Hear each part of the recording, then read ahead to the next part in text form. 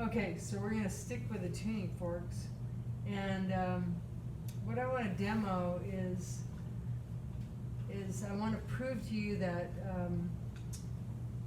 these tuning forks, when I do work on them by striking them on the bumper, they then can transfer that energy somewhere else, as we well know. But I've got a container of water here, and I just want you to see what happens when I put the tines in the water. And I'm just going to touch the surface of the water.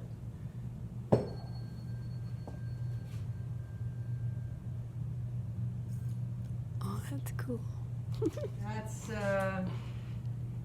That just did a lot of work on that water. I hope Mr. Andrews doesn't mind me getting his stuff all wet.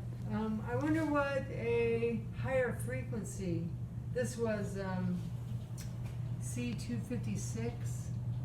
Yeah. 256 hertz. So I'm going to take and do that with B. 400 and what is that? 480. 480 hertz. What do you predict? I don't know. Into the water. Okay. Let's see. You know, It's I better, just so that no one can argue, I'll just clean up my mess real quick here. So we have a fresh surface. so they're getting smaller, so they're vibrating faster. That's what the 200, whatever I said. That's 480. 40. 480 hertz So- means it's vibrating 480 times per second. Suppose they made a bigger splash? Good question, but they're smaller times. Oh, interesting. Okay. Wait. Not smaller, but they're Shorter. Shorter times. All right. Huh. Very interesting.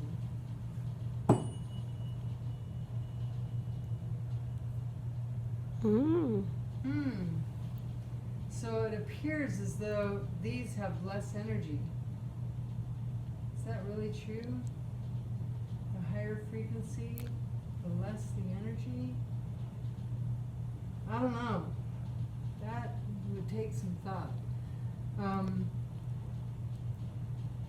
But we can see that the energy from the tuning fork is transferred to the water because, once again, it splashed, it moved the water around. All right, so I think since the video is short, I think I want to do another demo. You change positions. Last week you learned about forced vibration. I'm forcing this to vibrate because I'm striking it on the bumper. But once this is vibrating, can we force something else to vibrate at the same frequency? So let's just try that. I'm going to use a higher frequency. Now this is still the note C. 512 hertz. 512 hertz, okay.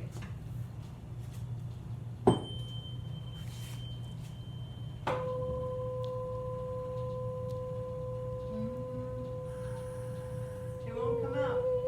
Ah, it's there. Oh well. Wow, been forcing that vibration for a long time. Why does that vibrate for so long? Oh, because this is still vibrating. Anyway, interesting. Let's try the 256. Right? 256 Yep. hertz. It's a C as well, right? It Is that what you is a said? C. Now, Two as a C's. music Huh. teacher, how can you have two C's but at different frequencies? I bet you have some musicians in your class that could tell you, but I'll butt in since I'm here. I know They're not here. I You're know, really so trying. sad. They are an octave, right? One is lower, one is higher, but they're both C and they're 8 steps apart. Octave. Like octagon or Octagon? yes. Right, What it's does that 8. mean? It's the number 8. Does that mean there are only 8 notes in the musical scale? Oh, there's fewer. It just keeps repeating though. A, B, C, D, E, F, G. A, B, C, D, E, F, G. A, B, C, D, E, F, G. 88 of those. Okay, so. All right. Here we go. The big All right. one, right? The big one. Yes. Sure enough, that's a C. Now, what if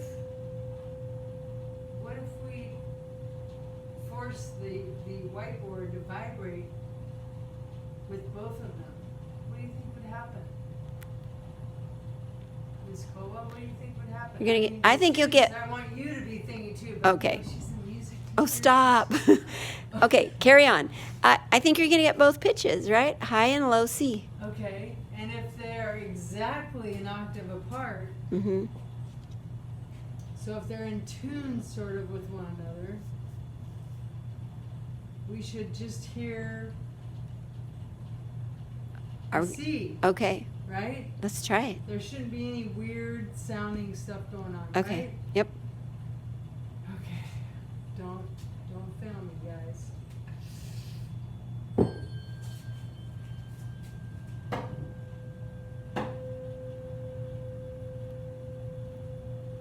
Let me do that again. I don't think I really gave this one enough energy. So I'm gonna put him in my right hand. This is my right hand is stronger than my left hand. Oh yeah, that's a major no-no. Oh yeah. Okay. Let's try again. Let's just Oh, let yeah. me get two bumpers since my left hand and my right hand aren't very coordinated. I'm so sorry. Don't break on me. Okay.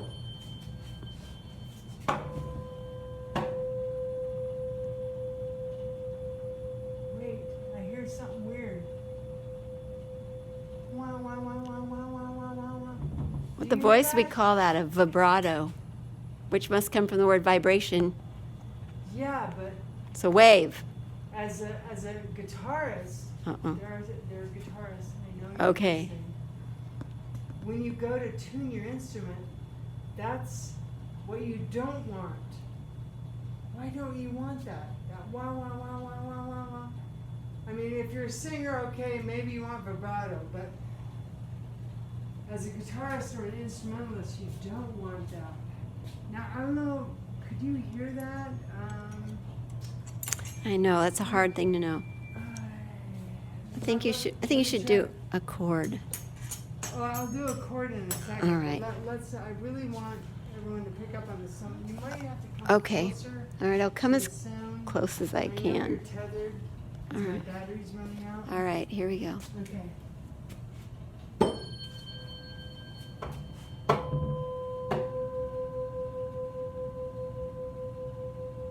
Wah, wah, wah, wah, wah, wah, wah, wah, wah.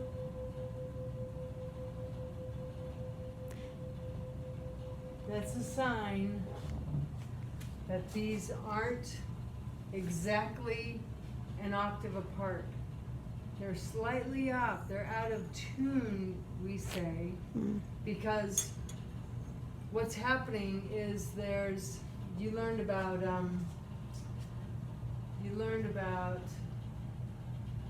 interference last week, and this is, in a way, this is like, no, this is like them being out of phase. They're not quite meeting the crests and the troughs of the sound wave are not meeting exactly at the same points. So it produces this this little what would you call it? This little variation that your ear can pick up on. Our ears are really good at hearing those little differences. And we'll talk about the ear on another day. But yeah, okay, so Ms. Colwell wants us to play a chord. So do you want low C? Whatever. And she's picked out she's picked out a C and I can't, E and a G. a C and an E and a G. Now, what chord perhaps would that be if we play them all at once, students? Ms. Colwell knows, and I kind of know too because I'm a positioned it. A C chord, because we're going to build it on the C. Okay. Okay. So I don't know. This will be tricky, I think, but you go first, Okay, I'll go first. and then I'll go.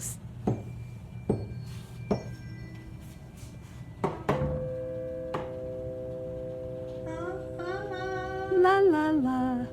La, la, la. That's nice. La, la, la. La, la, la. There it is. What are you playing? I have the middle note. E. E? Yep. Let's do it one more time. Okay.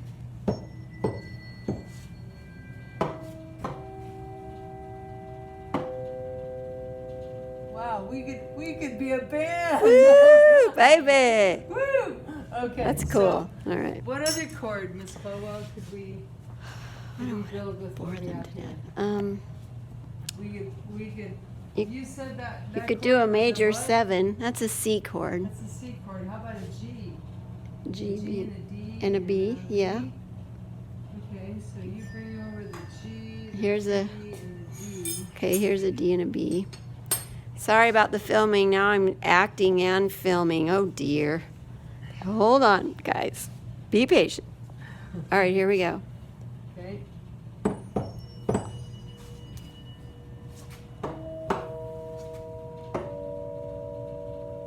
That's a minor chord. I don't know why. Shouldn't be. Wait. What do I have? You have a D, a G, and a B. Oh, wait, you have an E. An E snuck in there. Shame. It's right here. Oh, Miss Lyle, she has to put her glasses on. Wait, that's a G. I know, that's what we want, a G, Okay, B, and a D. okay. All right, one more time for a G chord.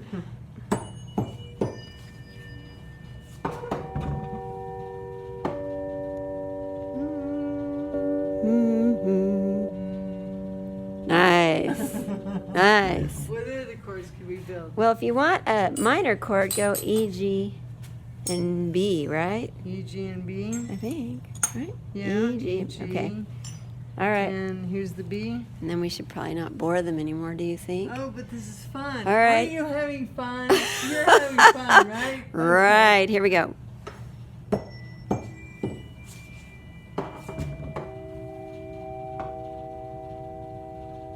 Wow. E minor.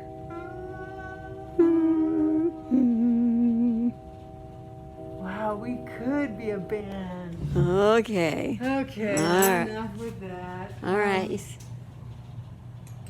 I have one other thing that I want to show you, and it's over there. And this has to do with what we learned last week. But I think seeing it, I know you drew pictures of it, but I think seeing it using a device may be better. So this is a really long slinky. I mean, I could probably pull the slinky all the way from that side of the classroom Whoa. all the way over to here. Whoa. And yeah, I mean, this is a big slinky. If we were together, we would probably use these big slinkies in the student union to study some wave motion. But you're stuck at home, and I'm stuck at here without you, and it's very sad. But once again, I'm using my left hand. My left hand's not very coordinated, but I want to demonstrate a transverse wave. Now think about what that is. What does the medium do? We're calling the slinky our medium. In the lab that we just did, the air was the medium. Okay, that's what the wave was traveling through. Here, the wave is going to travel through the slinky. It's the medium. So I'm going to do what I said I was going to do first. Transverse. A transverse wave. So the motion causing the transverse wave has to be at right angles to the medium that the wave is traveling in. So I'm going to move it left and right like that. That's a transverse wave. Now, if I'm going to take and spread out the medium a little more. and it's gonna make a little bit of noise, but I want you to see when the medium, when the wave hits a kind of a solid area or a fixed location, the wave will actually be reflected back. And we see this when we look at a mirror, we see this when we hear a sound down the hallway and it echoes or it bounces off the wall. Anyway, I want you to see if you can identify the transverse wave reflecting back. Yeah, it reflected back about here. Yep. Yeah, it's reflecting back about here. Okay, let me demonstrate a longitudinal wave. Now, the difference with a longitudinal wave is that it's produced not with a right angle motion to the medium itself, but with a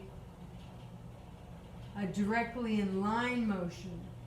So I'm gonna give a little punch to the slinky like that, and the wave, you'll see it go down, strike the fixed portion, and be reflected back. Yeah, it came back to about here. It's a little harder to see. See it? Maybe. I think we saw it. Do you see it? Yeah, I think Okay. so.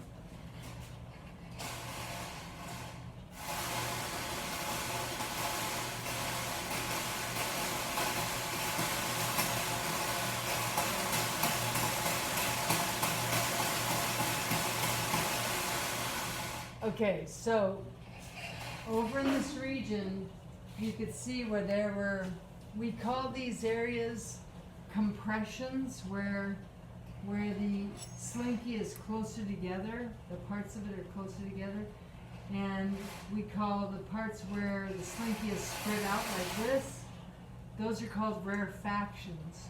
Rarefactions, not rare fractions like rare fractions, no. Rarefactions. I believe that's correct. Correct me if I'm wrong, send me an email. So, again, you can have a standing wave form in longitudinal waves as well.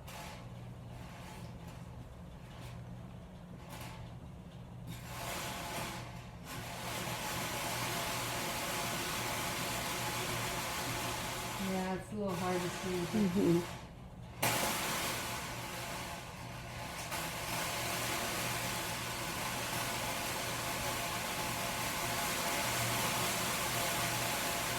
Yeah, you can see you played with the slinky for a long time. But, hopefully you could see the standing wave where the compressions were meeting up with the compression that had been reflected off of the fixed point. And those compressions in transverse waves, waves that are doing this, where those wave crests meet and where the troughs meet, in between there you have areas where the medium isn't really moving, either up or down or sideways, and we call those nodes. Hopefully tomorrow I'll get another piece of equipment and I'll demonstrate for you some standing waves, and we can see the nodes of the wave, and we'll talk more about harmonics. Okay, hope you enjoyed those demos. Hope you weren't bored too much. All right, have a good one.